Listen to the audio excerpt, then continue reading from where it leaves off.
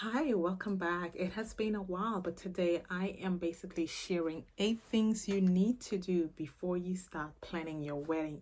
We are still in the engagement season, which is from November to February. So we know around Valentine's Day a lot of proposal is going to be happening. And of course we get so excited, and once you get that ring, then you start making plans for your wedding. But before you proceed, I just want to share 8 things that you need to make sure that you consider or you think about before you start planning that wedding. Hello, my lovely. So, if you're new here, my name is Rolene, and I am a luxury wedding planner here in Manchester, UK, and I specialize in very elegant, beautiful wedding for the busy professional couple. So, the 8 things you need to do before you start planning your wedding, or things you need to think about before you start planning your wedding. Number one thing I want you to do is to enjoy the engagement. Don't be in a rush to go and start planning immediately. No, take your time and just soak in the moment and celebrate it together. That's the number one thing. Number two, you need to start envisioning the type of wedding that you want to have. Is it something glamorous? Is it something intimate? Are you thinking of a destination? What does the day look like to you? How are you dressed? How are your guests feeling? What kind of entertainment? So take that opportunity to just envision what you want for the wedding day. Number three, you need to have the money talk. This can be a very sensitive topic, but it is very crucial, and it's an important step that you mustn't disregard in terms of wedding planning, because you need to figure out this vision that we have for our wedding. Will it fit within this budget that we're thinking of? Definitely put a figure to it, whether that's 10,000, whether that's 20, 50, whatever the amount is. Put a number to it. Have the money talk. What is important to you? What isn't important to you? What do you want for the wedding? What's necessary? What are your 3 top priorities? I always say to go with 3, because you don't want to overwhelm yourself with too many things. Of course, if you have the funds and you want to splurge out, by all means, boo, go ahead. But if you're really tight on budget, really think, what is the most realistic money that we can spend, or what are you comfortable spending? That's what I should say. What are you comfortable spending? But at the same time, you put that number what you think you want to spend or what you're comfortable spending. But as you do your research and you make contact with different vendors, you will see, okay, maybe we need to make a tweak somewhere. Maybe we need to drop this and maybe go ahead with this instead. So really have the money talk, really discuss what's important to the both of you, what both of you want for the wedding before moving on or even reaching out to any vendors. Number 4, I would say, would be to discuss your guest list. That's one of the other main important things that vendors will be asking you when you contact them. They will be asking you your date, of course, your budget, and your guest list. That will either make or break your budget. The more people you have, the more money you will spend. Simple as that. So really think about, how many people are we inviting to our wedding, or how many people do we want to be part of our wedding? So do make a list of friends, family, co-workers, your VIP guests. These are people that are definitely going to be there, or that needs to be there, and that you cannot see your day without it. Without your wedding day, without these people. So think about all of these areas. I will be making another video on how to create the perfect guest list. If you are interested in that video, let me know in the comments, and I'll be sure to bring that up even closer for you guys. So as you're in the early stage of wedding planning, so you know how to go about creating that list. Number 5, set boundaries. Really take the time to communicate with your partner, as mentioned in previous points. What is important to you guys when it comes to family members, especially with parents that are involved in the wedding? Like really communicate with them exactly what is it that you want, what you don't want.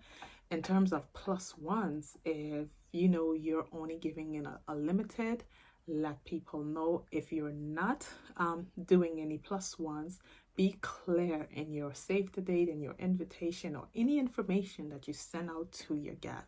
So really set the boundaries from the beginning so that your journey, your wedding planning journey, can be smooth, drama free. Yes. Number 6, I believe, have a backup plan. I will tell you this, do have a backup plan, because I would say 80-90% of the time you end up going over budget. Backup plan meaning that have a 5 to 10% emergency fund set aside just in case you go over budget. So at least you have something that you can dip into versus going into your personal expenses, personal saving. So have a backup plan just for the case of unforeseen costs that may pop up out of nowhere, additional costs that you weren't aware of, that that is now being added to your final invoice, and now you have to pay it. So have that emergency fund, and making sure that you ask all the important questions. I have some more videos that will be coming out on, you know, the right questions that you need to ask your venue, your vendors, so that all areas are covered and you're not surprised at the end of the day. All right. So my 7th point, I would say, would it be? Yes, my 7th point would be, think about your post-wedding goals. What is it that you have planned after the wedding? Do you plan to move house? Do you plan to buy a new condo together? Or, you know, are you going on a very adventurous honeymoon? Maybe, you know, your wedding registry can be around that, where you have maybe families or friends contributing toward different experiences. Or if not, you want your honeymoon to be very luxurious or very adventurous. You want to create a really great time for both of you. So you need to think about, okay, maybe we want to have a really beautiful honeymoon at the Maldives or in Dubai or in New York or in the Caribbean. It costs, and maybe you want a luxury experience, from VIP transportation, flying first class or business class, and having that whole experience, from doing massages, going on private tours at whatever destination you're at. So you need to think about that. And another part of that post-wedding goal is, do you plan to have a baby after the wedding, or are you maybe currently pregnant in your earliest stage, but you know you're still getting married? So thinking about these things can really put you in the right mindset, and set you on the right foundation before you start planning your wedding. And my final point for today is, get organized. Get organized. Get you a planner, a binder, a folder. That way you can keep all communication, all your inspiration, all contracts, all paperwork in one place. And this is just wedding. Anything that is wedding related goes in that folder.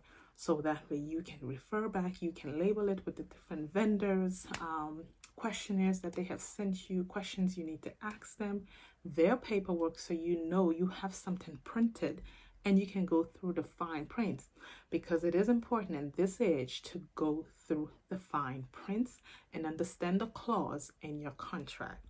And also, in terms of being organized, having a separate email for your wedding planning. That way you have all communication in one place.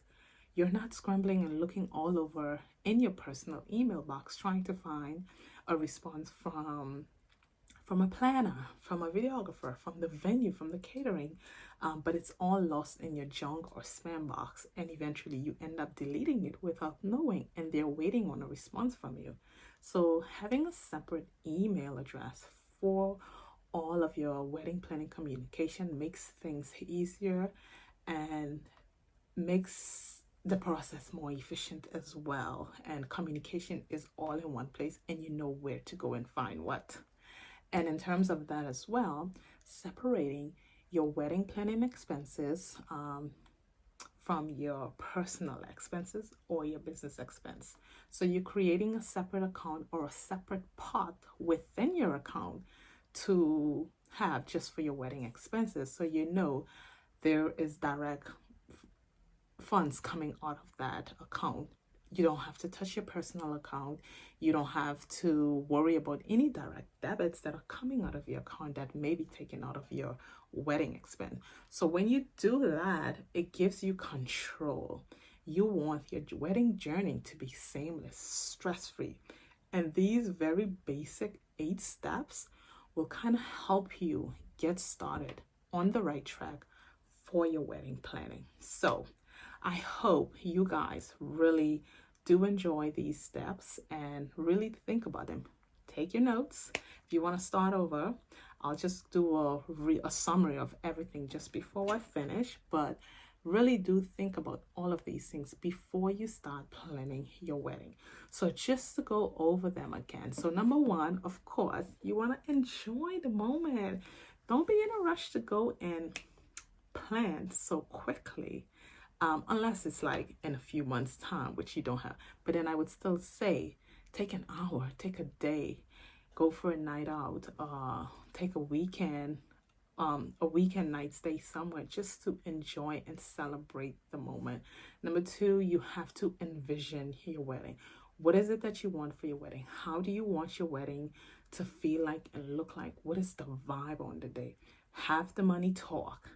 That is important. Do not start your wedding without having the money talk. Discuss your guest list. How many people you want to invite? Set boundaries. Set boundaries. That's very important.